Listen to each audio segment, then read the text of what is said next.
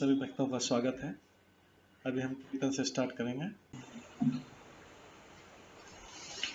जय राधा माधव कुंज बिहारी, जय राधा माधव कुंज बिहारी, जय गोपीजन वल्लभ गिरिवर धारी, जय गोपीजन वल्लभ गिरिवर धारी, यशोदानंदन व्रज जनरंजन, यशोदानंदन व्रज जनरंजन, यमुना तीरा वनचारी, यमुना तीरा वनचारी,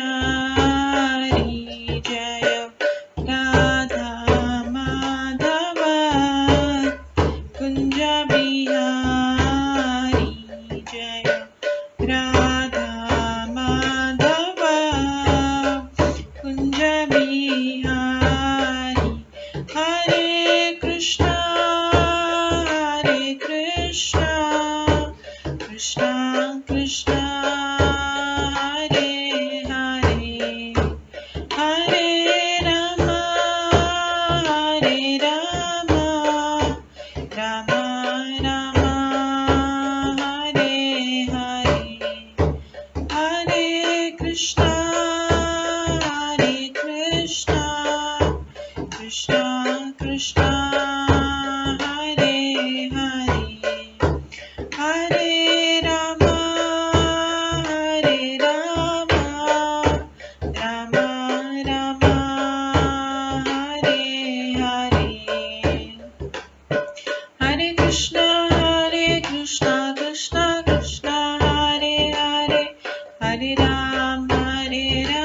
राम राम हरे हरे, हरे कृष्णा कृष्णा कृष्णा हरे हरे, हरे राम राम राम हरे हरे, हरे कृष्णा कृष्णा कृष्णा हरे हरे, हरे राम राम राम हरे हरे, हरे कृष्णा कृष्णा कृष्णा हरे हरे, हरे राम राम राम हरे हरे, हरे कृष्णा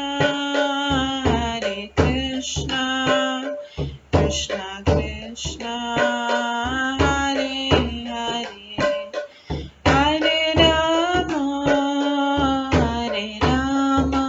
राम राम हरे हरे, हरे कृष्णा कृष्णा कृष्णा हरे हरे, हरे राम राम राम हरे हरे, जय राधा माधव राधे, जय राधा गोविंद राधे, जय गौरनिताय जय गौरनिताय, जय जय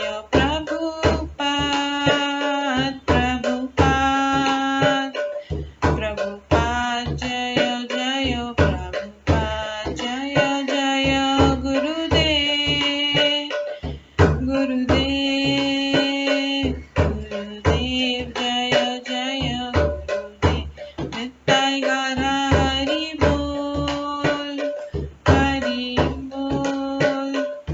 हरि बोल निताय गौर हरि बोल,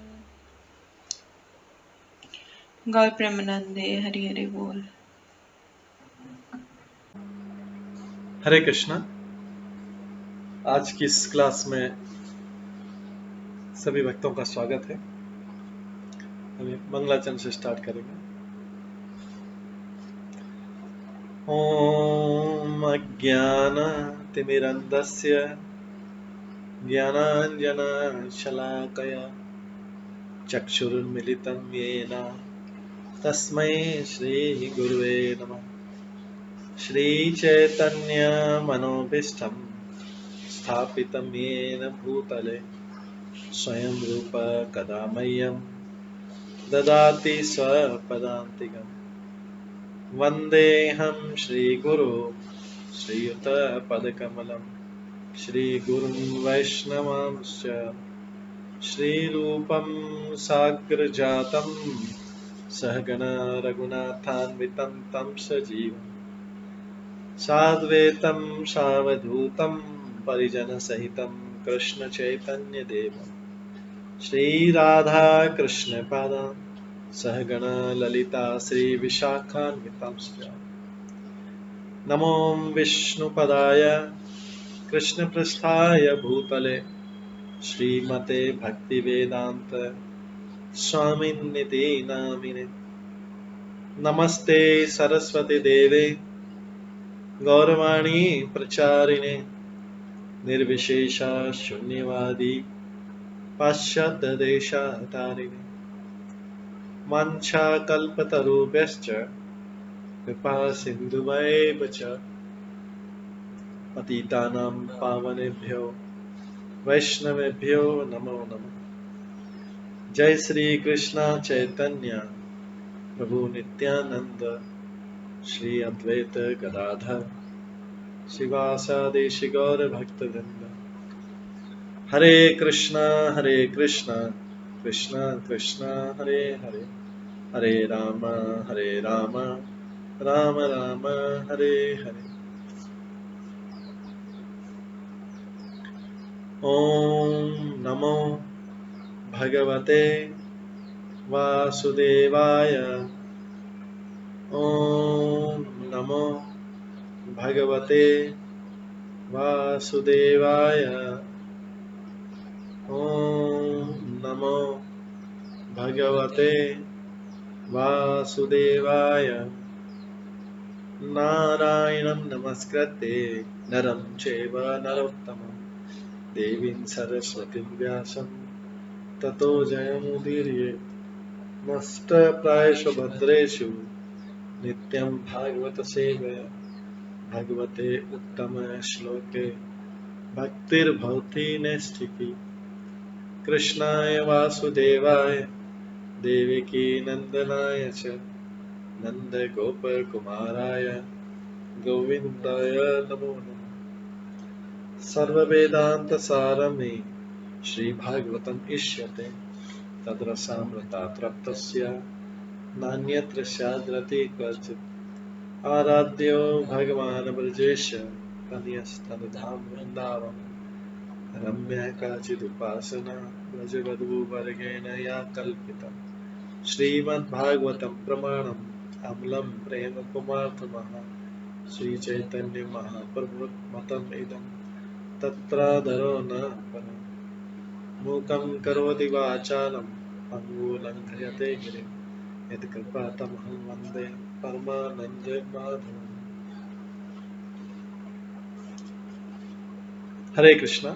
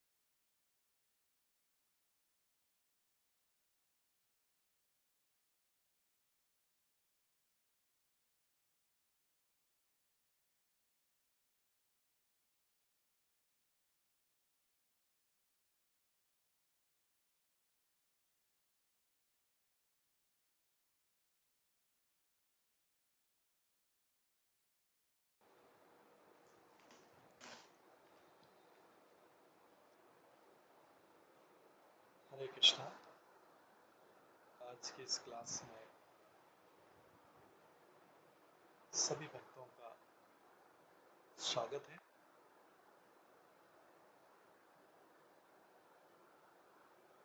कल हम श्रवण कर रहे थे श्रीमद् भागवतम के पहले स्कंद के 14वें अध्याय से,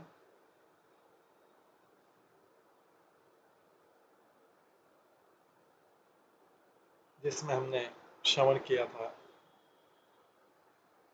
कि युधिष्ठिर महाराज ने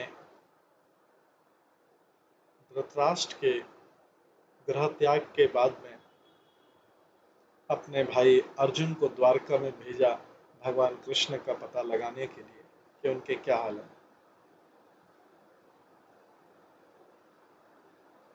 युधिष्ठिर महाराज ने जब देखा कि 7 महीने बीत गए थे, अर्जुन नहीं आया और बहुत से अपशकुन हो रहे थे,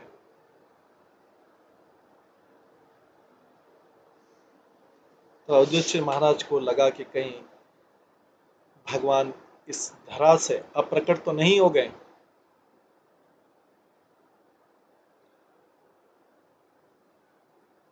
नदियां, नाले, तालाब, जलाशय तथा मन सभी विक्षुब्ध थे। सूर्य की किरणें मंद पड़ रही थी। बछड़े न तो गौओं के थन में मुंह लगा रहे थे, न गौएं दूध देती थी। वायु तेजी से बढ़ रही थी, सर्वत्र धूल बिखरा कर अंधेरा उत्पन्न कर रही थी। बादल सर्वत्र रक्तिम आपदाओं को वर्षा दे रहे थे।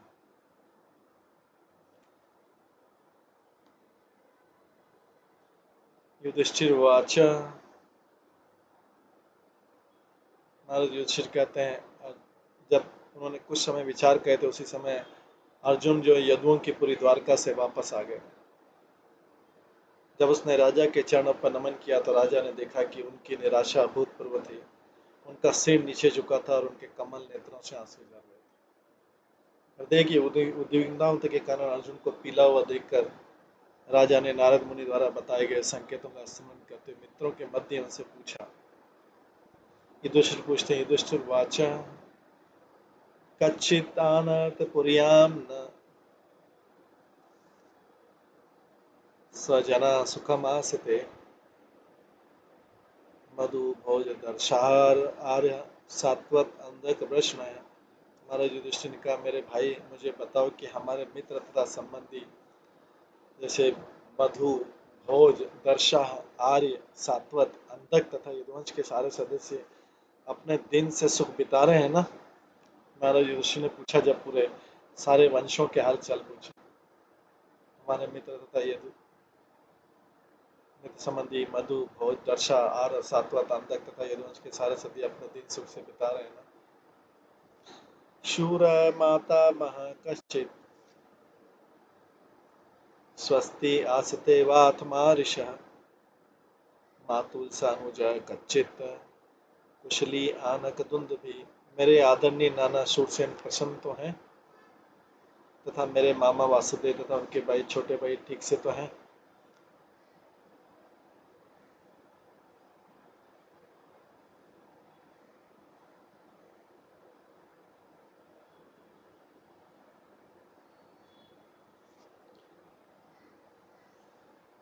सप्त सुसारस्तपत्न्यो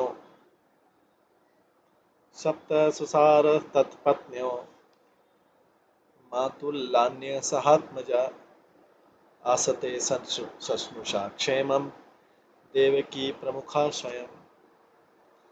देवकी इत्यादि उनके 7 पत्नियां परस्पर बहनें हैं तथा वे उनके पुत्र एवं बहुएं सब सुखी तो हैं।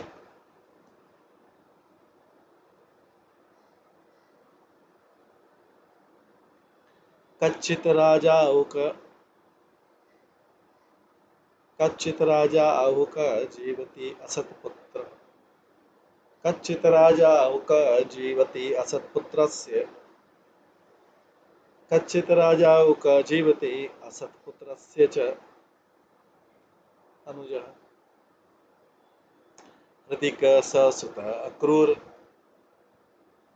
जयंत गद सारणा आसते कुशलम कश्चित आसते कुशलम कश्चित् च शत्रुजितादय कच्चितास्ते सुखम राम भगवान सात्वताम प्रभु। क्या उग्रसेन जिसका पुत्र दुष्ट कंस था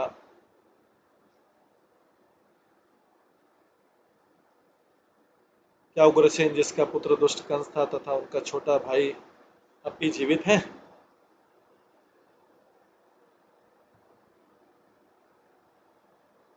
क्या हृदिक तथा उसका पुत्र कृतवर्मा कुशल से हैं? क्या अक्रूर जयंत गद सारण तथा शत्रुजित प्रसन्न है? भक्तों के रक्षक बलराम जी कैसे हैं? सब युधिष्ठिर महाराज एक के बाद एक प्रश्न पूछ रहे हैं।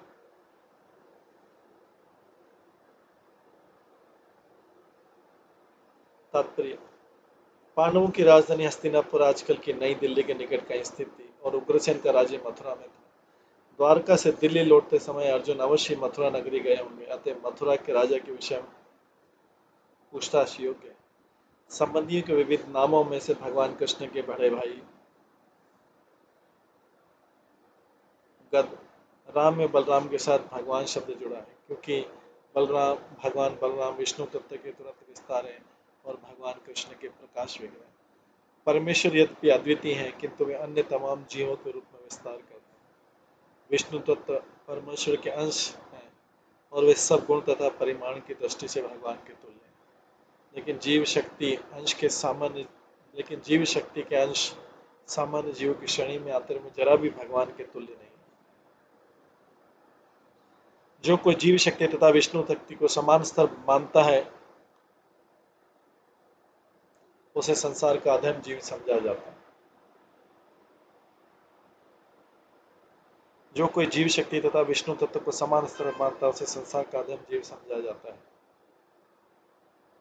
श्री राम या बलराम भगवत भक्तों के रक्षक हैं, वे समस्त भक्तों के गुरु हैं और उनकी अहेतु की कृपा से पतित आत्मा को उद्धार होता है।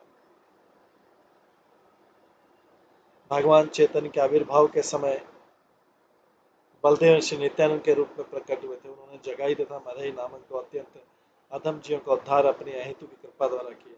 अतः यहाँ इसका विशेष उल्लेख कि बलराम भगवत भक्तों के रक्षक। उनकी दैवी कृपा से कोई परमेश्वर कृष्ण तक पहुंच सकता है। अतः श्री बलराम भगवान के कृपा अवतार हैं, जो गुरु के रूप में शुद्ध भक्तों के त्राता के रूप में प्रकट होते हैं।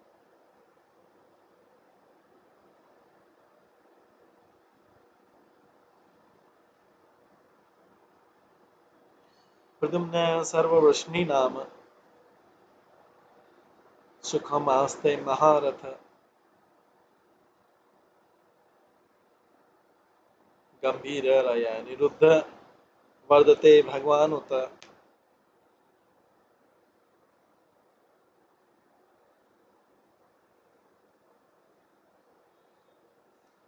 वृष्णि कुल के महान सेनापति प्रद्युम्न कैसे हैं? वे प्रसन्न तो हैं और भगवान के पूर्ण अंश अनिरुद्ध ठीक से तो हैं।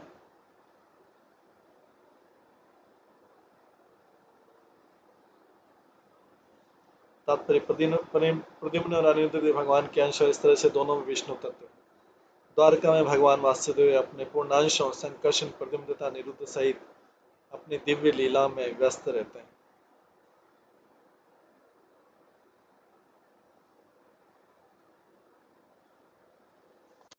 अतः उनमें से प्रत्येक को भगवान कहा जा सकता है, जैसा कि अनिरुद्ध नाम के साथ कहा जा चुका है।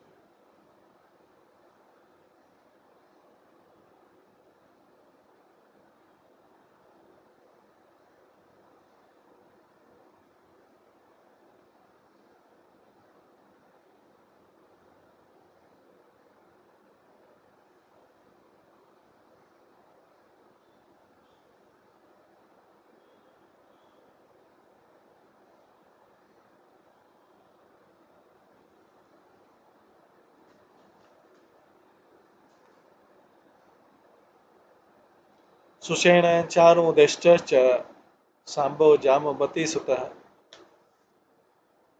अन्ये च कर्ष्णी प्रवरा सपुत्रा ऋषभादय। कृष्ण के सभी सेना नायक पुत्र जैसे सुषेण, चारुदेश, जामवती पुत्र शाम तथा ऋषभ अपने अपने पुत्रों समेत ठीक से तो रह रहे हैं।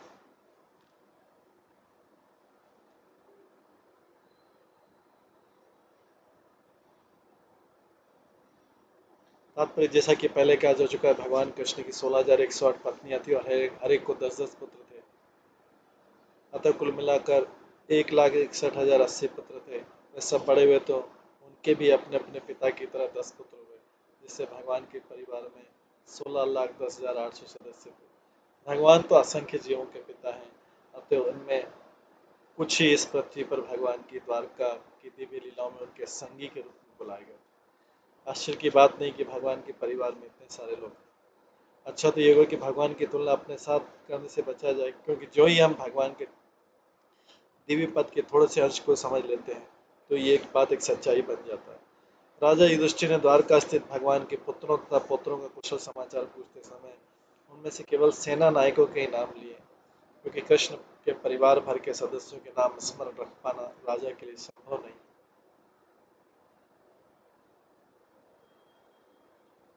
तथैवनुचरा शौरे श्रुतदेव उद्धादय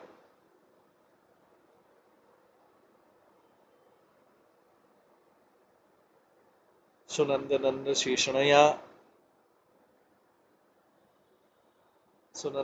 शीर्षणया ये चान्ये सात्वत ऋषभ अपि स्वस्ति आसते सर्वे रामकृष्ण भुजाश्रया अपि स्मरन्ति कुशलम्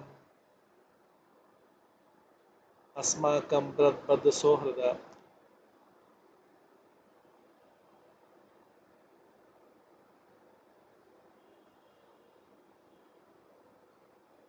इसके अतिरिक्त शुद्धदेव उद्धव तथा अन्य नंद सुनंद तथा अन्य मुक्तात्माओं के नायक इसके शुद्धदेव उद्धव तथा अन्य नंद सुनंद तथा अन्य मुक्तात्माओं के नायक जो भगवान के नित्य संगी हैं, भगवान बलराम तथा कृष्ण द्वारा सुरक्षित तो हैं। वे सब अपना अपना कार्य ठीक से तो चला रहे हैं ना। वे जो हमसे नित्य मैत्री पाश में बंधे हमारी कुशलता के बारे में पूछते तो हैं।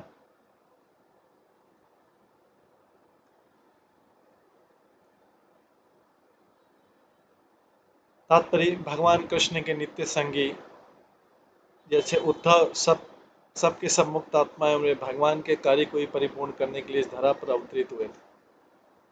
पांडव जन्मी मुक्त आत्मा है जो भगवान के साथ इस पृथ्वी पर उनकी दिव्य लीलाओं में सेवा करने के लिए अवतरित हुए।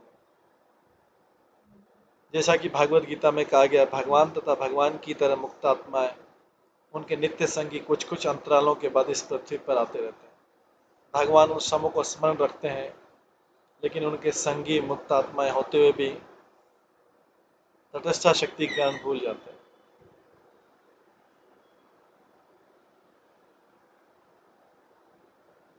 विष्णु तत्व तथा जीव तत्व में यह अंतर होता है।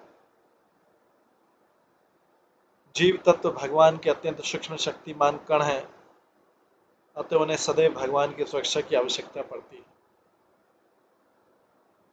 और भगवान अपने सेवकों को सर्वदा समस्त सुरक्षा प्रदान करने में प्रसन्न रहते हैं। भगवान अपने सेवकों को सर्वदा समस्त सुरक्षा प्रदान करने में प्रसन्न रहते हैं। अतः मुक्त आत्माएं कभी भी अपने को भगवान के समान मुक्त या भगवान के समान शक्तिमान नहीं मानती। अपितु सभी परिस्थितियों में, चाहे भौतिक जगत या आध्यात्मिक जगत में, भगवान की सुरक्षा की कामना करती है। मुक्तात्मा की पराश्रयता स्वाभाविक है, क्योंकि मुक्तात्मा अग्नि के स्फुलों की भांति। मुक्तात्मा की पराश्रयता स्वाभाविक है, क्योंकि मुक्तात्मा अग्नि के स्पार्क की भांति, जो अग्नि की उपस्थिति में ही अपनी चमक दिखा सकती है, स्वतंत्र रूप से नहीं।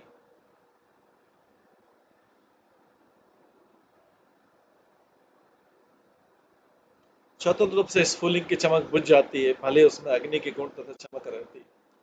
अतः जो भगवान की सुरक्षा त्याग कर आध्यात्मिक अज्ञान के कारण स्वयं प्रभु बन जाते हैं, वे पुनः इस भौतिक जगत में आते हैं, भले कठोर से कठोर तपस्या क्यों न करें।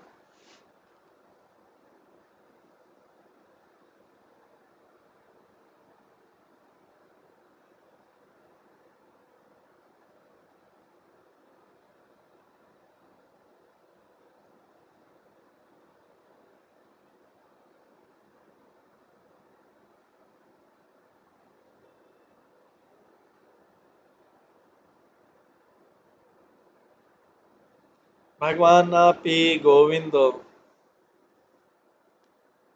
ब्रह्मण्य भक्तवत्सलः कच्चित् पूरे सुधर्मायाम सुखम आस्ते सुहृत व्रत।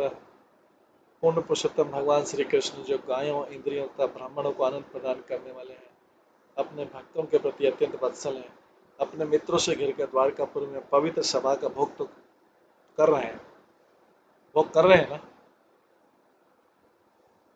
युधिष्ठिर महाराज भी भगवान के बारे में पूछते हैं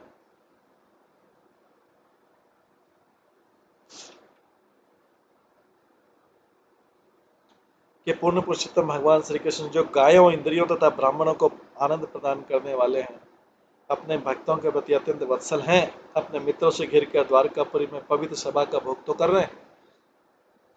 तात्पर्य इसी विशेष श्लोक में भगवान का वर्णन गोविंद ब्रह्मण्य तथा भक्त वत्सल शब्दों से किया गया। वे भगवान स्वयं अर्थात आदि भगवान है और समस्त ऐश्वर्य, समस्त शक्ति, समस्त ज्ञान, समस्त सौंदर्य, समस्त यश तथा समस्त त्याग से परिपूर्ण। कोई न तो उनके तुल्य न उनसे बढ़कर है। वे गोविंद हैं क्योंकि वे गौओं तथा इंद्रियों के आनंद हैं, जिन्होंने भगवान की भक्तिमय सेवा द्वारा अपने इंद्रियों को शुद्ध कर लिया। वे ही उनकी वास्तविक सेवा कर सकते हैं और ऐसी शुद्ध इंद्रियों के द्वारा दिव्य आनंद प्राप्त कर सकते हैं। केवल अशुद्ध बद्धजीवी इंद्रियों से कोई आनंद प्राप्त नहीं कर सकते। अपितु केवल अशुद्ध बद्धजीवी इंद्रियों से कोई आनंद प्राप्त नहीं कर पाते, अपितु इंद्रियों के मिथ्या आनंद से मोहग्रस्त करके इंद्रियों के दास बन जाते। अतः अपने हित के लिए हमें भगवान के संरक्षण की आवश्यकता है।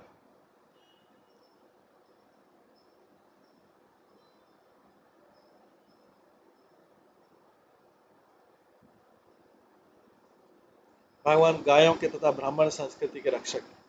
जो समाज गौरक्षण तथा ब्राह्मण संस्कृति से विहीन है, वो भगवान के प्रत्यक्ष संरक्षण में नहीं होता। जिस तरह के कारागार के बंदी राजा के संरक्षण में रहकर राजा के किसी कठोर प्रतिनिधि के संरक्षण में रहते।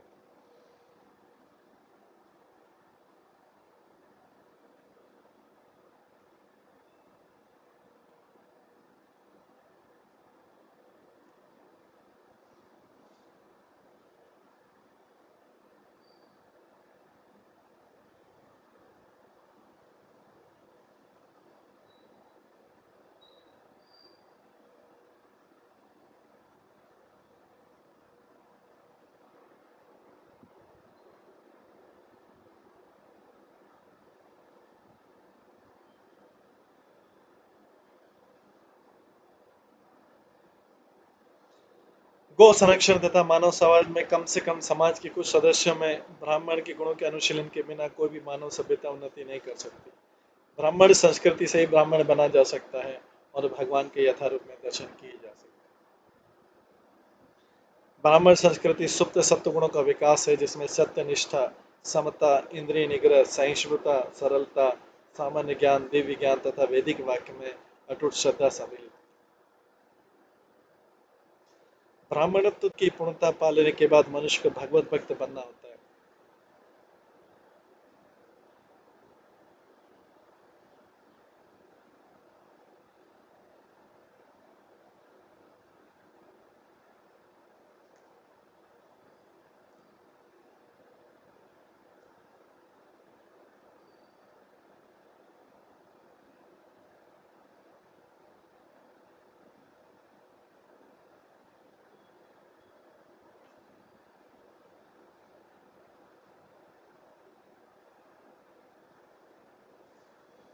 ब्राह्मणत्व की पूर्णता पा लेने के बाद मनुष्य को भगवत भक्त बनना पड़ता है, जिससे मालिक, स्वामी, मित्र, पुत्र तथा प्रेमी के रूप में उनके स्नेह को दिव्य रूप से प्राप्त किया जा सकता है।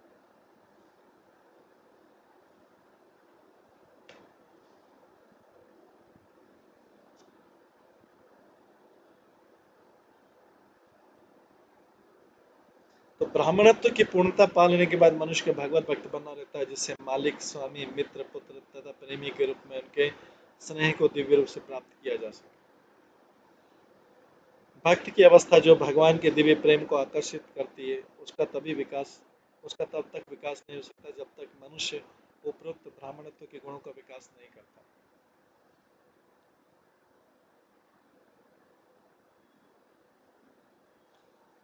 भगवान ब्राह्मण के गुणों की ओर आकृष्ट होते हैं और उसकी झूठी प्रतिष्ठा की ओर नहीं।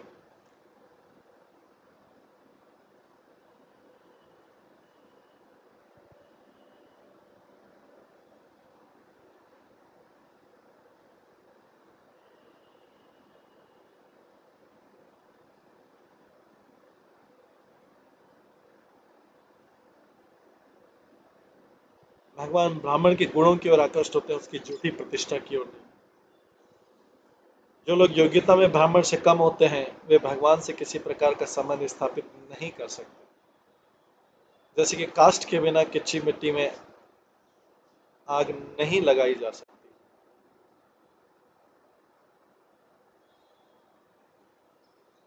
यद्यपि काष्ठ तथा मिट्टी में पारस्परिक संबंध होता है, चूंकि भगवान परम पूर्ण है अतः उनकी कुशलता का प्रश्न नहीं उठता। अतः महाराज युधिष्ठिर ने प्रश्न नहीं पूछा, उन्होंने केवल उनके आवास स्थान द्वारकापुरी के बारे संबंध में पूछा जहाँ पुण्यात्मा एकत्र होते हैं। भगवान वहीं रहते हैं जहाँ पुण्यात्मा एकत्र होती है और परम सत्य के रूप में गुणगान में आनंद लेते हैं। महाराज युधिष्ठिर द्वारका के पवित्र व्यक्तियों तथा उनके पुण्य कर्मों के विषय में जानने के उत्सुक थे।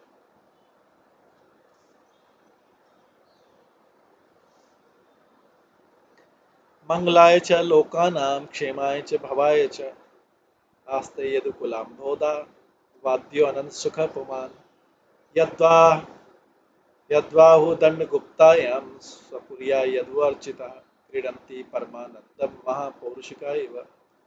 परम भोक्ता आदि भगवान तथा जो मूल भगवान अनंत है, बलराम यदुवंश रूपी सागर में समस्त ब्रह्मांड के कल्याण, सुरक्षा तथा उन्नति के लिए निवास कर रहे हैं और सारे देवंशी भगवान की भुजाओं द्वारा सुरक्षित रहकर वैकुंठ वासियों की भांति जीवन का आनंद उठा रहे हैं।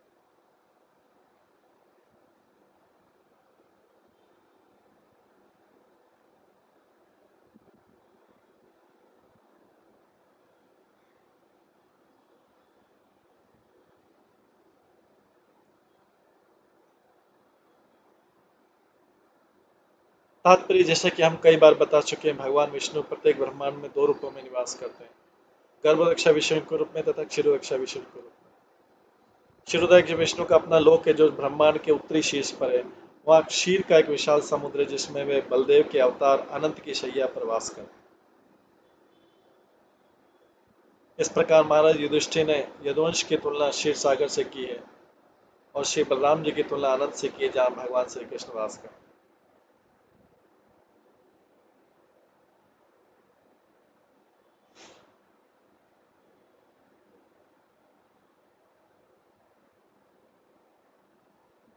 इस प्रकार से युधिष्ठिर महाराज सब चीजों के बारे में पूछ रहे हैं। द्वारका में किसका क्या हाल है। उन्होंने द्वारका की निवासियों की तुलना वैकुंठ लोक के मुक्त निवासियों से की है, जो भौतिक आकाश से परे हैं, जहाँ तक हमारी आँख देख सकती है, और उससे भी आगे तथा ब्रह्मांड के सप्त आवरणों के भी आगे कारणावन सागर है जिसमें सारे ब्रह्मांड गेंद की तरह तैर रहे हैं। इस कारण सागर के आगे वैकुंठ लोक का असीम पाट है जिसे ब्रह्म तेज कहते हैं। इस तेज में असंख्य आध्यात्मिक ग्रह हैं और वे वैकुंठ लोक के नाम से जाने जाते हैं। इनमें से प्रत्येक वैकुंठ ग्रह इस भौतिक जगत के सबसे बड़े ब्रह्मांड से भी बड़ा है और प्रत्येक में असंख्य निवासी रहते हैं जो भगवान विष्णु जैसे दिखते हैं। ये निवासी महापौरुषिक कहलाते हैं, अर्थात ऐसे पुरुष जो प्रत्यक्ष रूप में भगवान की सेवा में लगे रहते हैं। वे उन ग्रहों में सुखी हैं और उन्हें कोई कष्ट नहीं सताता। वे सदैव तरुण बने रहते हैं और पूर्ण आनंद तथा ज्ञान का जीवन बिताते हैं जिसमें जन्म मृत्यु जरा या रोग का कोई भय नहीं रहता और उन पर काल का कोई प्रभाव नहीं पड़ता।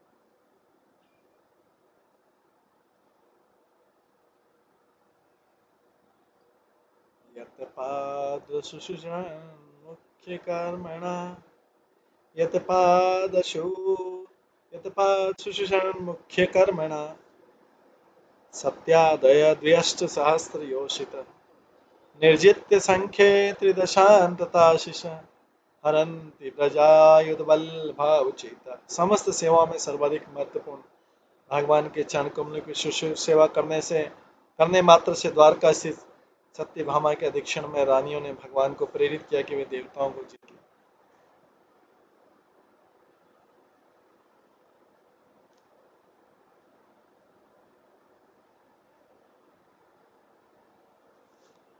इस प्रकार रानियां उन वस्तुओं का भोग कर रही है जो ब्रज के नियंत्रक की पत्नियों द्वारा भोग्य है।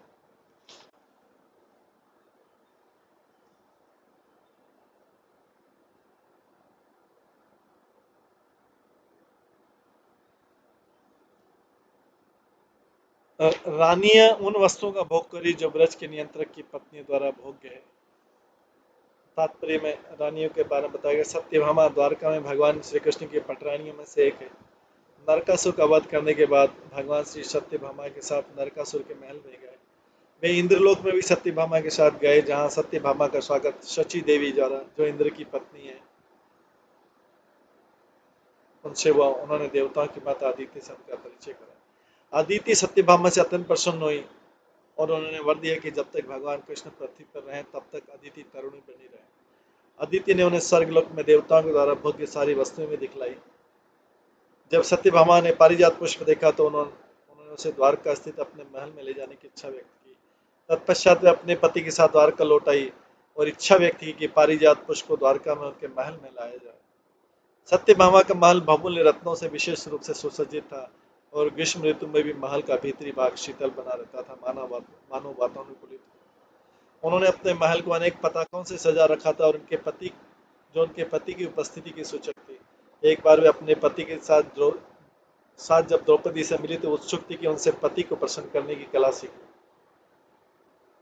एक बार जब वे अपने पति के साथ द्रौपदी से मिली तो उत्सुक थी कि उनसे पति को प्रसन्न करने की कला सीख ले। द्रौपदी इस कला में निपुण थी क्योंकि उसके 5 पति थे जो पांडव थे और वे सब उनसे प्रसन्न थे।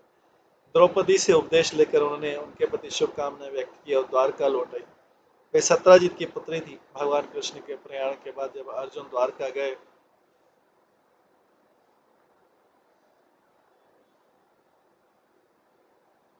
तो सत्यभामा तथा रुक्मिणी समेत सारी रानियां कृष्ण के लिए अत्यधिक शोक कर रही थी। अपने जीवन के अंत समय में उन्होंने जंगल में जाकर कठिन तपस्या की। सत्यभामा ने अपने पति को उकसाया था कि वे स्वर्गलोक से पारिजात पुष्प लाएं और भगवान ने बलपूर्वक देवताओं से उसे प्राप्त किया।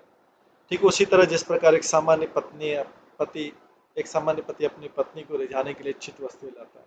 यह पहले ही बताया चुका है कि भगवान को सामान्य व्यक्ति की भांति अपने पतियों के आदेशों की पूरी आवश्यकता नहीं थी, लेकिन चूंकि रानी ने उच्च कोटि की भक्ति भगवान की शुश्रूषा करना स्वीकार किया, अतः भगवान की आज्ञाकारी पति की भूमिका निभा रहे। पृथ्वी का कोई भी व्यक्ति स्वर्गलोक की कोई वस्तु और वह भी पारिजात पुष्प प्राप्त करने की बात सोच नहीं सकता है, क्योंकि उसका उपयोग केवल देवता करते हैं। लेकिन भगवान की आज्ञाकारी पत्नियां होने के कारण रानियों को भी स्वर्ग के निवासियों की पत्नियों जैसा विशेष अधिकार प्राप्त है। दूसरे शब्दों में भगवान अपनी सृष्टि के प्रत्येक वस्तु के स्वामी, अतः द्वारका की रानियों के लिए ब्रह्मांड की किसी भी दुर्लभ वस्तु को प्राप्त करना आश्चर्यजनक नहीं।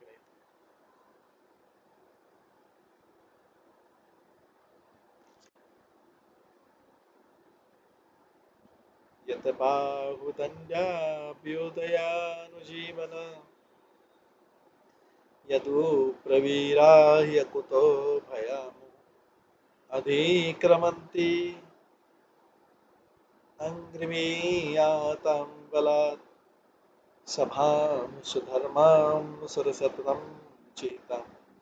बड़े बड़े यदुवंशी वीर भगवान श्री कृष्ण के बाहुओं द्वारा सुरक्षित रहकर सभी प्रकार से निर्भय बने रहते हैं।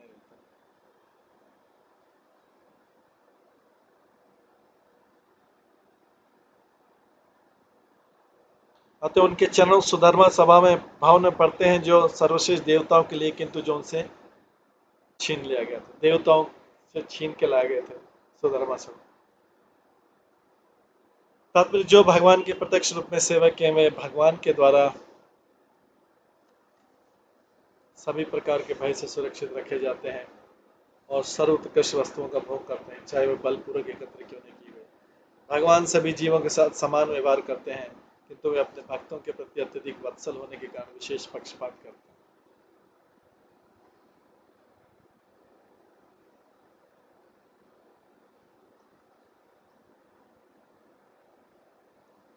द्वारकापुरी समुन्नत पर थी क्योंकि वहां भौतिक संसार के श्रेष्ठतम वस्तुएं उपलब्ध थी।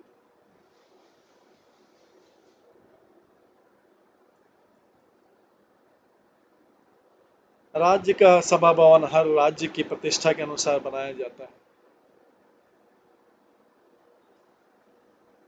स्वर्गलोक में सुधर्मा नाम का सभा भवन श्रेष्ठ देवताओं की प्रतिष्ठा के अनुरूप था। ऐसा सभा भवन महिमंडल के किसी और राज्य ने हेतु नहीं होता, क्योंकि पृथ्वी के मनुष्य उसका निर्माण नहीं कर सकते, चाहे कोई राज्य भौतिक रूप से कितना भी समृद्ध क्यों न हो। किंतु जब भगवान कृष्ण इस धरा पर विद्यमान थे तो इस स्वर्ग के सभाकार को यदुवंशियों ने छीनकर इसे द्वारका में लाकर स्थापित किया था। वैसा बल प्रयोग कर सकते थे क्योंकि उन्हें विश्वास था कि परम भगवान श्री कृष्ण उनकी रक्षा करेंगे। दूसरे शब्दों में भगवान के शुद्ध भक्त भगवान के लिए ब्रह्मांड की श्रेष्ठ वस्तुएं ला जुटाते।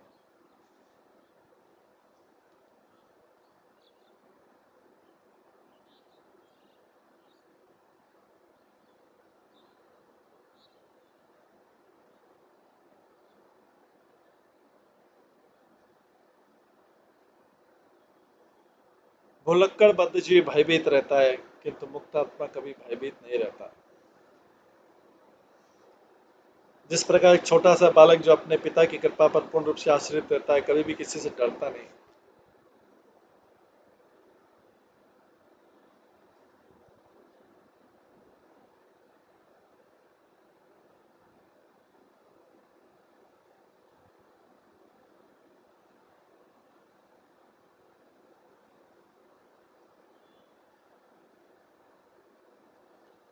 भीरुता जीव के लिए एक प्रकार का मोह है।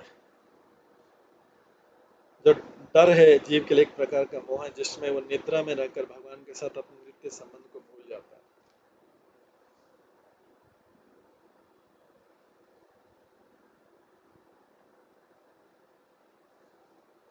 चूंकि वैधानिक रूप से जी कोई मरता नहीं, जैसा कि भागवत गीता में कहा गया, तो फिर भीरुता का क्या कारण। कोई व्यक्ति स्वप्न में बाघ से डर सकता है, किंतु उसी के बगल में जगते हुए व्यक्ति को बाघ नहीं दिखाई देता। ये बाघ दोनों के लिए है, अर्थात सोए व्यक्ति के लिए तथा जागते व्यक्ति के लिए मिथ्या है, क्योंकि वास्तव में वहां पर बाघ है ही नहीं। लेकिन जो व्यक्ति अपने जागृत जीवन को भूल जाता है वह भयभीत रहता है, और जो अपनी स्थिति को पता नहीं भूलता वो बिल्कुल नहीं डरता। इससे सारे यदुवंशी भगवान की सेवा के प्रति पूर्ण रूप से जागरूक, अतः उनके लिए किसी बाघ से किसी भी समय भयभीत होने का प्रश्न नहीं उठता। यदि असली बाघ होता तो भी भगवान उनकी रक्षा करने के लिए थे ही।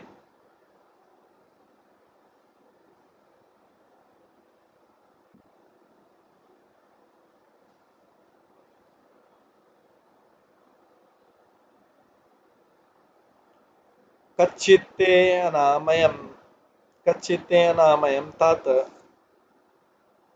भ्रष्ट तेजा विभाषी में अवध्यमान अवज्ञात किम्मा तात चिरोषित। मेरे भाई अर्जुन, मुझे बतलाओ कि तुम्हारा स्वास्थ्य ठीक तो है।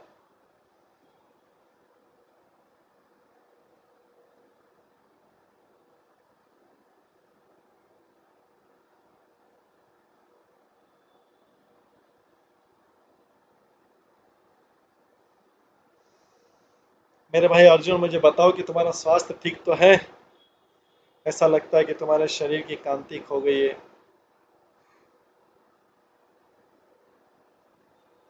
क्या द्वारका में दीर्घकाल तक रहने से, अन्यों के द्वारा असम्मान तथा उपेक्षा दिखलाने से ऐसा हुआ?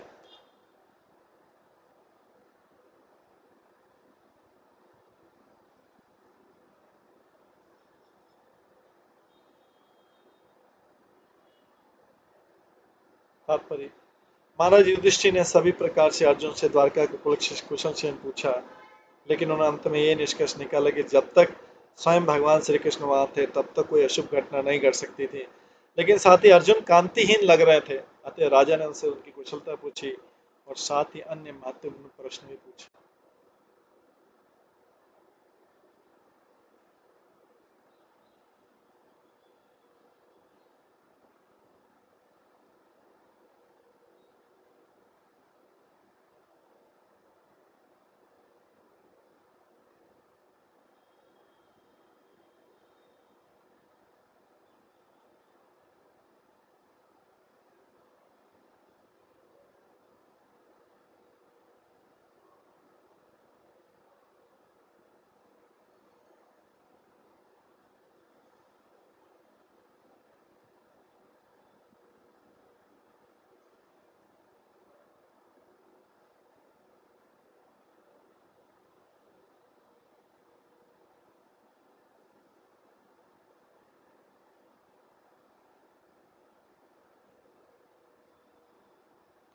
कच्चित् न विहेत भावे शब्दादिवि अमंगलेन न दत्तम उक्तम अर्थिभ्य आशया यत् प्रतिश्रुतम। कहीं किसी ने तुम्हें अपमानजनक शब्द तो नहीं कहे, या तुम्हें धमकाया तो नहीं? क्या तुम याचक को दाम दे सके?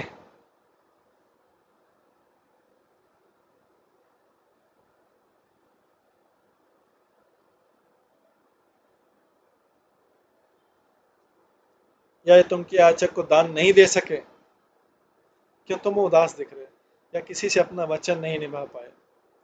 तात्पर्य, क्षत्रिय धनी व्यक्ति के पास कभी कभी ऐसे व्यक्ति आते हैं जिन्हें धन की आवश्यकता रहती है, तब उन्हें दान देने के लिए कहा जाता है। तो धन के स्वामी के कर्तव्य के पात्र देश तथा काल का विचार करते हुए दान दे।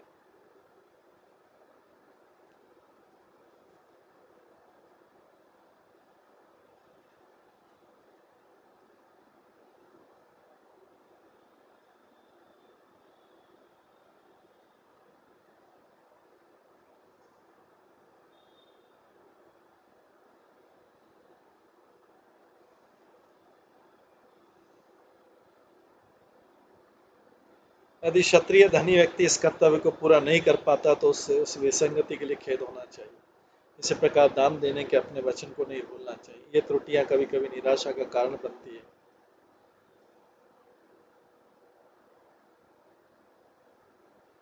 और विफल होने पर मनुष्य आलोचना का भागी होता है, और यही अर्जुन की विपन्न अवस्था का कारण हो सकता है।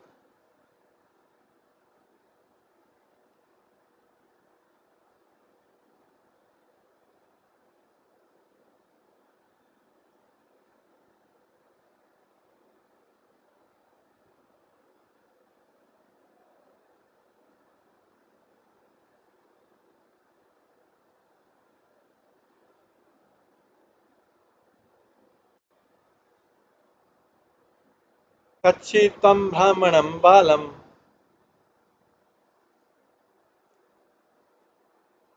गां वृद्धं रोगिणं स्त्रियं शरणोपसृतं सत्वं नात्याक्षी शरणं प्रदः।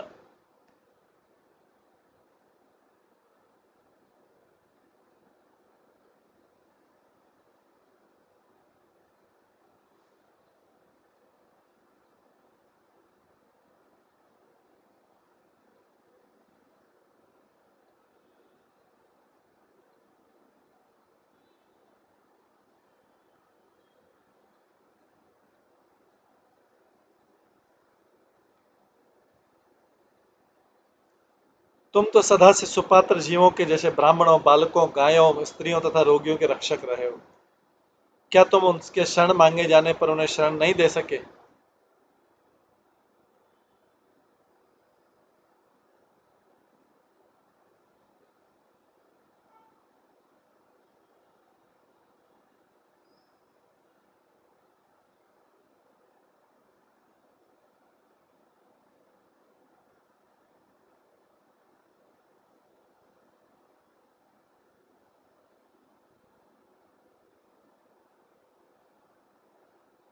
ये युधिष्ठिर महाराज अलग अलग प्रश्न पूछने के, सब उदास होने के क्या क्या कारण?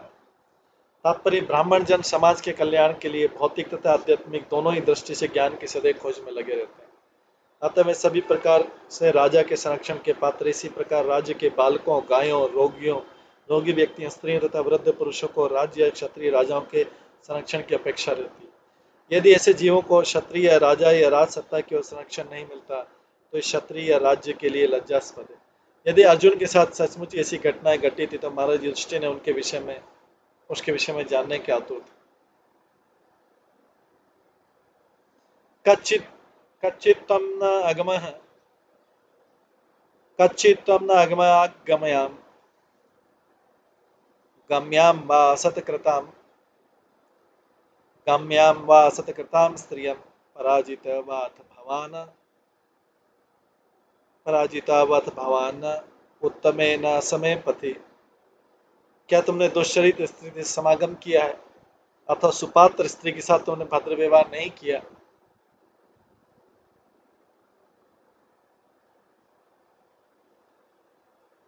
अथवा तुम मार्ग में किसी ऐसे व्यक्ति के द्वारा पराजित किए गए जो तुमसे निकृष्ट या तुम्हारे समकक्ष हो।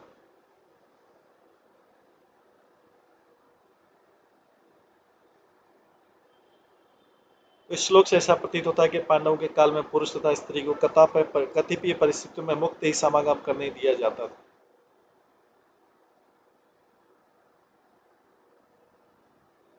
उच्च जाति के लोग अथवा ब्राह्मण तथा क्षत्रिय वैश्य या शूद्र जाति की स्त्री को स्वीकार कर सकते थे,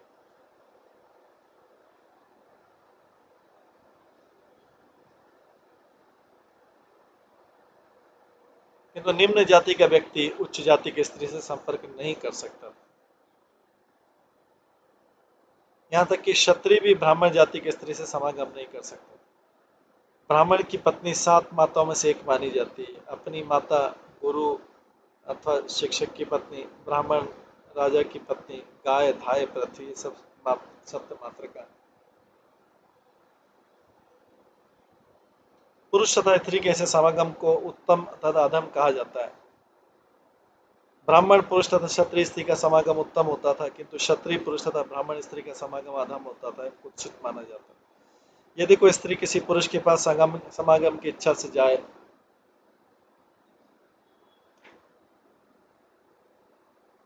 तो उसे विवेक से काम लेना चाहिए। भीम के पास हिडम्बा आई थी, शूद्र से भी निम्न जाति की थी। ययाति ने शुक्राचार्य के पुत्री के साथ विवाह करने से इनकार कर दिया था, क्योंकि शुक्राचार्य ब्राह्मण थे।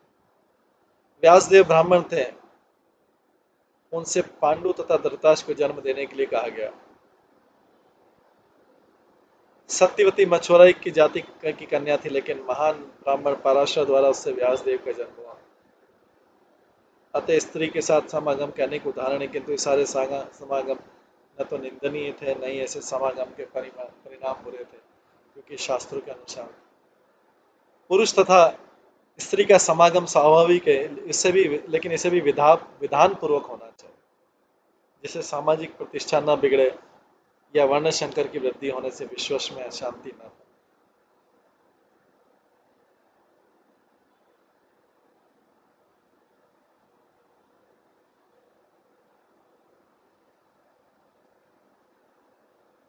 क्षत्रिय के लिए निंदनीय है कि वह अपने से निम्न या समकक्ष बल वाले से पराजित हो। यदि कोई हारे है तो उसे किसी श्रेष्ठ शक्ति से हारना चाहिए। अर्जुन भीष्मदेव से पराजित हुए थे और कृष्ण ने उन्हें विपत्ति से बचाया था। यह अर्जुन के लिए अपमान नहीं था, क्योंकि भीष्मदेव सभी प्रकार से अर्जुन से श्रेष्ठ थे, चाहे आयु ले, सम्मान ले या बल को ले, लेकिन कर्ण अर्जुन के समकक्ष था। अतः कर्ण से युद्ध करते हुए अर्जुन संकट में था। अर्जुन को बुरा लगा, अतः कर्ण छल से भी मारा गया। क्षत्रिय के ऐसे ऐसे कार्य होते हैं। और महाराज युधिष्ठिर ने अपने भाई से पूछा कि द्वारका से घर आते समय कहीं प्रतिकूल घटना तो नहीं घट गई।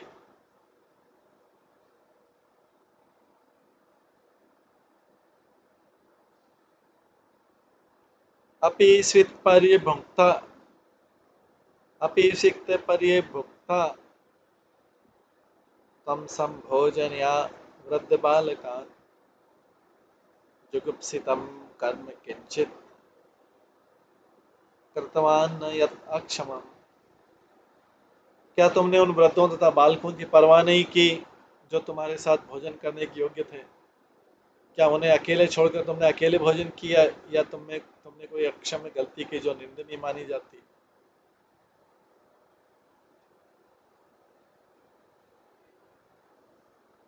त्रिग्रस्त का धर्म है कि पहले बालकों, परिवार के बूढ़ों, ब्राह्मणों तथा आशक्तों को भोजन करा दे। इसके साथ ही आदर्श ग्रस्त को चाहिए कि यदि कोई अज्ञात भूखा व्यक्ति तो उसे बुलाकर खिला दे और तब स्वयं भोजन करे। उस ऐसे भूखे व्यक्ति को मार्ग में जाकर 3 बार बुलाना चाहिए।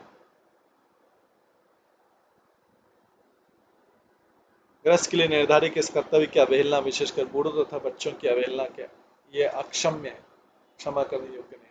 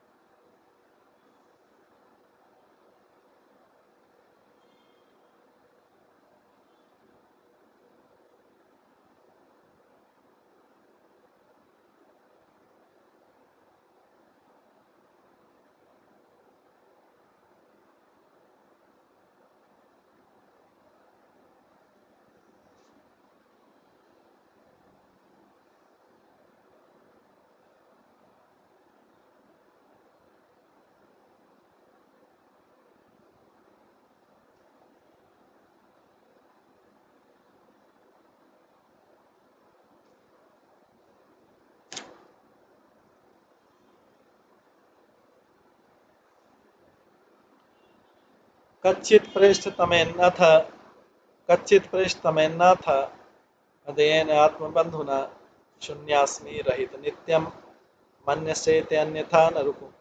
अथवा कहीं ऐसा तो नहीं कि तुम इसलिए रिक्त अनुभव कर रहे हो क्योंकि तुमने अपने घनिष्ठ मित्र भगवान कृष्ण को खो दिया। हे मेरे भ्राता अर्जुन, तुम्हारे इतना हताश होने का मुझे अन्य कोई कारण नहीं दिखाई देता। तात्पर्य विश्व की विसंगति के कारण के विषय में महाराज युधिष्ठिर की सारी जिज्ञासाओं का अंदाज विश्व की दृष्टि से भगवान कृष्ण के अंतर्धान होने के आधार पर लगाया गया। और अब अर्जुन की घोर निराशा के कारण उसे उन्हें प्रकट किया जो अन्यथा संभव नहीं हो पाता। अतः उसके बारे में संशयग्रस्त होते हुए भी श्री नारद के संकेत के अनुसार उन्हें अर्जुन से स्पष्ट पूछने के लिए बाध्य होना पड़ा कि अर्जुन क्या कारण है इन सब। ये युधिष्ठिर महाराज सारे प्रश्न पूछ रहे हैं एक के बाद एक के बाद।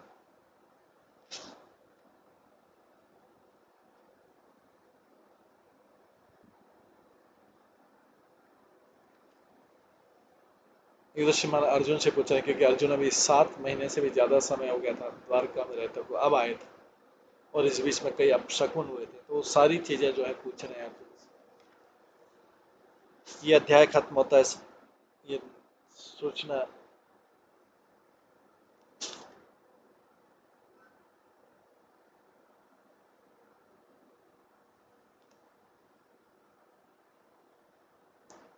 पंद्रहवें अध्याय में आता है पांडवों की सामयिक निवृत्ति।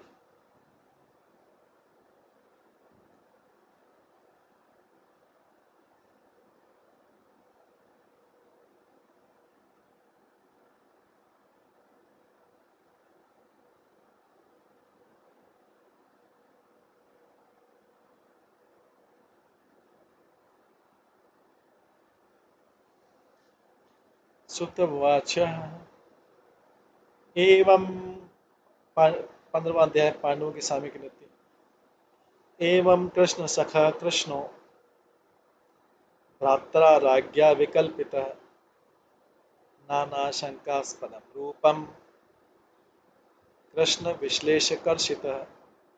भगवान कृष्ण का विख्यात मित्र अर्जुन महाराज युधिष्ठिर की सशंकित जिज्ञासाओं के अतिरिक्त भी कृष्ण के वियोग की प्रबल अनुभूति के कारण शोक संतप्त अत्यधिक संतप्त होने के कारण अर्जुन का गला रूंध गया। अतः महाराज युधिष्ठिर की विभिन्न संशय की जिज्ञासाओं का ठीक से उत्तर नहीं दे पा रहा था। शोकेन शुष्यत वदन रत सरोज हत प्रभ विभुवम तम एव अनुस्मरणम न शक्नोत प्रतिभाषुतम। शोक से अर्जुन का मुंह तथा कमल सदृश हृदय सूख चुके थे, अतः उसकी शारीरिक कांति चली गई थी। अब भगवान का स्मरण करने पर वो उत्तर में एक शब्द भी नहीं बोल पाया।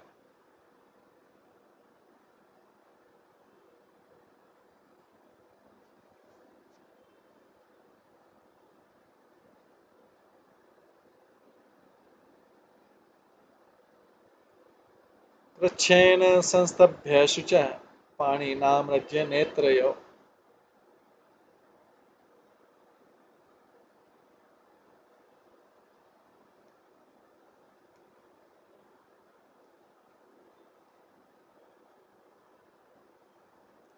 परीक्षेण समुन्नद्ध प्रणयोत्कंठया कातर।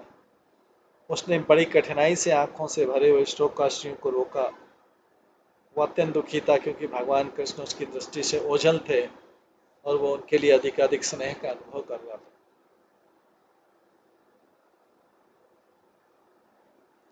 सख्यम मैत्रीम सुहृदम च सारथ्य आदिषु संस्मरन नृपम अग्रजम इति आह बाष्प गदगदया गिरा। भगवान कृष्ण को तथा उनकी शुभकामनाएं आशीषों घनिष्ठ पारिवारिक संबंध एवं उनके रथ हाँकने का स्मरण करके अर्जुन का गला रुंध आया और भारी सांस लेते हुए बोलने लगा। परम पुरुष अपने शुद्ध भक्तों के साथ सारे संबंधों में पूर्ण है। श्री अर्जुन भगवान के विशिष्ट भक्तों में से हैं जो साख्य भाव का आदान प्रदान कर रहे हैं और अर्जुन के साथ भगवान का व्यवहार सर्वोच्च कोटि की मित्रता को प्रदर्शित करने वाला है। वे अर्जुन के न केवल शुभ चिंतक थे अपितु उसको लाभ प्रदान करने वाले भी थे।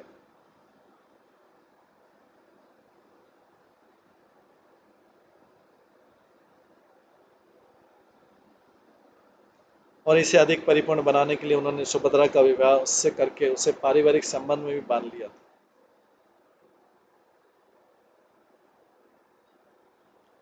इसके भी ऊपर भगवान ने अपने मित्र की युद्ध के संकटों से रक्षा करने के लिए अर्जुन का सारथी बनना भी स्वीकार कर दिया था। और जब उन्होंने पांडवों को विश्व पर शासन स्थापित करने कर दिया तो वे सचमुच प्रसन्न हुए। अर्जुन ने यह सब एक के बाद एक स्मरण किया और इस तरह से विचारों से अभिभूत हो गया कि किस प्रकार से भगवान कृष्ण को तथा उनकी शुभकामनाएं, आशीषों, घनिष्ठ पारिवारिक संबंध एवं उनके रथ हाँकने का स्मरण करके अर्जुन का गला रूंध आया और भारी सांस लेते हुए बोला,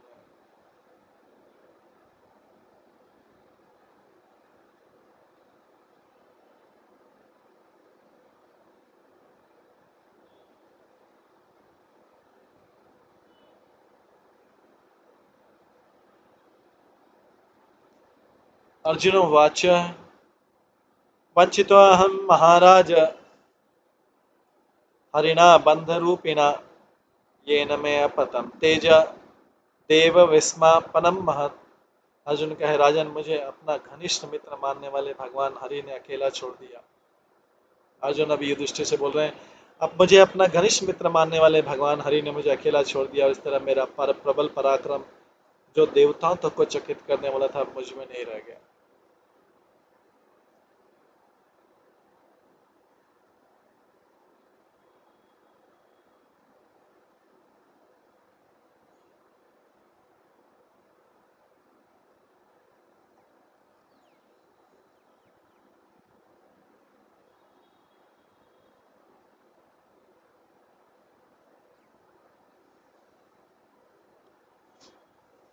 तात्पर्य भगवत गीता में भगवान कहते हैं, कोई चाहे कितना भी शक्तिशाली तथा संपत्ति, बल, सौंदर्य, ज्ञान तथा भौतिक मामलों में ऐश्वर्यवान क्यों न हो, उसे उसे मेरी पूर्ण शक्ति का एक तुच्छ अंश स्वरूप समझो।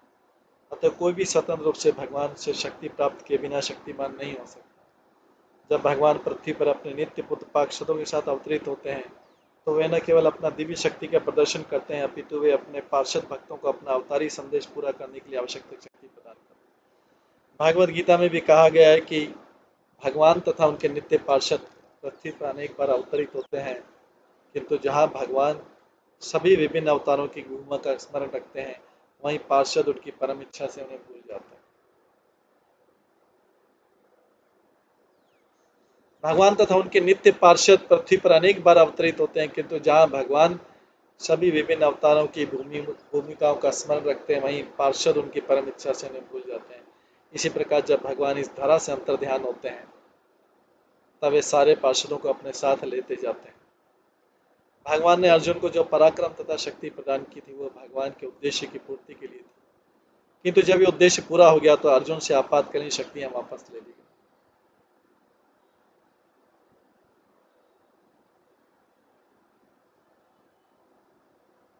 क्योंकि स्वर्ग के निवासियों को भी चकित करने वाली अर्जुन की इन प्रबल शक्तियों की ओर आगे आवश्यकता नहीं रही थी। भगवान ने अर्जुन को जो पराक्रम तथा शक्ति प्रदान की थी वो भगवान के उद्देश्यों की पूर्ति के लिए थी, किंतु जब ये उद्देश्य पूरा हो गया तो अर्जुन से आपातकालीन शक्तियां वापस ले ली गई, क्योंकि स्वर्ग के निवासियों को भी चकित करने वाले अर्जुन की इन प्रबल शक्तियों की आगे और आवश्यकता नहीं रह गई। वे उनके भगवत धाम वापस जाने के निमित्त नहीं थी। यदि अर्जुन जैसे महान भक्त को या स्वर्ग के निवासियों के भगवान शक्ति प्रदान कर सकते हैं, शक्ति वापस भी ले सकते हैं, तो उन क्षुद्र प्राणियों के विषय में क्या कहा जाए जो उसे महात्माओं की तुलना में नगण्य।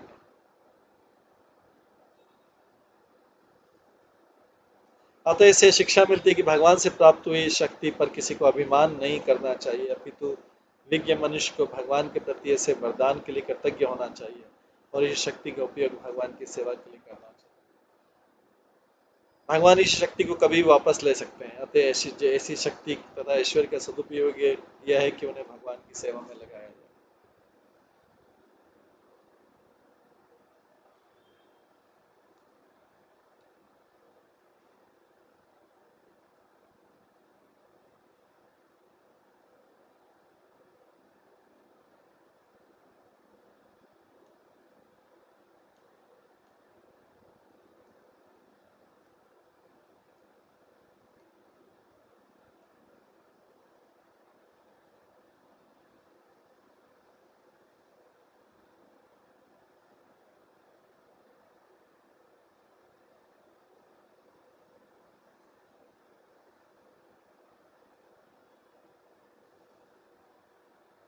यस्य क्षण वियोगेन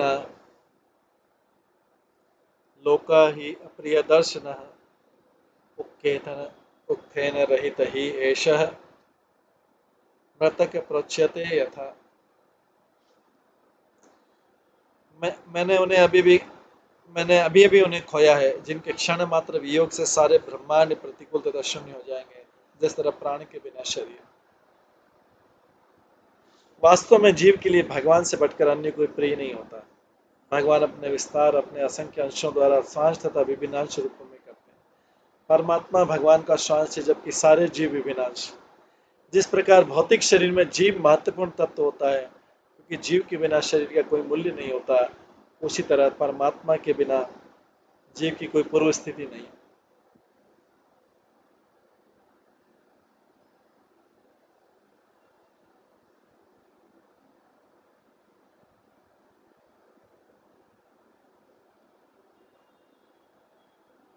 इसी प्रकार ब्रह्म या परमात्मा को भगवान कृष्ण के बिना प्रवेश अधिकार नहीं, कोई वास्तविक अधिकार नहीं है। उसकी विशिष्ट व्याख्या भागवत गीता में की गई। ये सब एक दूसरे से परस्पर संबद्ध है, अन्य आश्रित, अतः अंततः भगवान ही आश्रय तत्व आते हैं हर एक वस्तु के लिए जीवन से।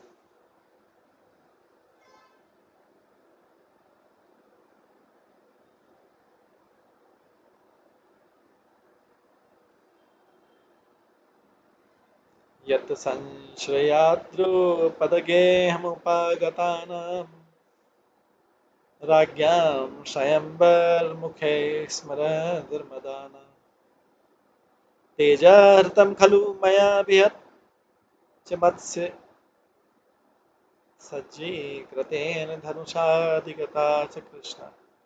उनकी कृपामय शक्ति से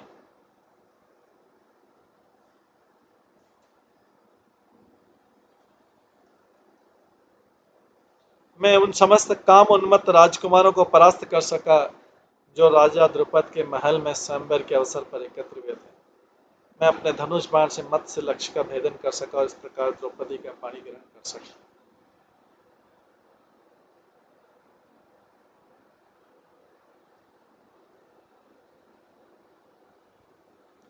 द्रौपदी राजा द्रुपद की सर्व सुंदरी कन्या थी, और जब वो तरुणी हुई तो प्राय समस्त राजकुमारों से विवाह करने के इच्छुक थे। लेकिन द्रुपद महाराज ने अपनी पुत्री अर्जुन को ही देने का निश्चय किया था। उन्होंने एक अद्भुत शक्ति सोची। एक मकान की छत से एक चक्र के भीतर एक मछली लटका दी।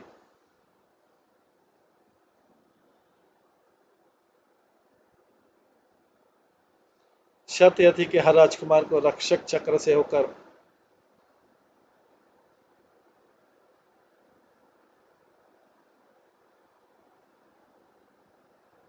मछली की आंख पहननी होगी और उसे लक्ष्य की ओर देखने की अनुमति नहीं। जमीन पर एक जल पात्र था, जिसमें लक्ष्य तथा चक्र का प्रतिबिंब पड़ रहा था, और पात्र के हिलते हुए जल में पड़ने में प्रतिबिंब को देखकर लक्ष्य साधना था। महाराज द्रुपद ये भली भांति जानते थे कि यह काल केवल अर्जुन या फिर कर्ण ही सफलतापूर्वक कर सकते हैं। फिर भी वे अर्जुन को ही अपनी पुत्री सौंपना चाहते थे। जब उस राज दरबार में द्रौपदी के भाई धृष्टद्युम्न ने सभी राजकुमारों से अपनी युवा बहन का परिचय कराया, तो उस समय कर्ण भी उपस्थित था। लेकिन द्रौपदी ने अत्यंत चतुरतापूर्वक अर्जुन के प्रतिद्वंदी कर्ण को हटाने के लिए अपने भाई से इच्छा व्यक्त की कि वो केवल क्षत्रिय राजकुमार को ही स्वीकार करेगी। वैश्य तथा शूद्र क्षत्रियों की तुलना में कम महत्वपूर्ण है। कर्ण को एक शूद्र बढ़ई के पुत्र के रूप में जाना जाता है। इस तर्क के आधार पर उसने द्रौपदी ने उसे अस्वीकार कर दिया, और जब दरिद्र ब्राह्मण के वेश में अर्जुन ने मत्स्य भेद कर दिया, तो सबों को आश्चर्य हुआ और सबों ने विष त्याग। कर्ण ने उससे घनघोर युद्ध किया। फिर तो भगवान कृष्ण की कृपा से अर्जुन राजकुमारों के इस युद्ध में सफल हुआ और उसे द्रौपदी अथवा कृष्णा कृष्णा द्रौपदी का दूसरा नाम है कृष्णा कृष्णा का हाथ प्राप्त हुआ। अर्जुन जिन भगवान की शक्तिशाली से इतना शक्तिशाली था, उन्हीं की अनुपस्थिति में इस घटना का स्मरण करके वो शोक कर रहा था।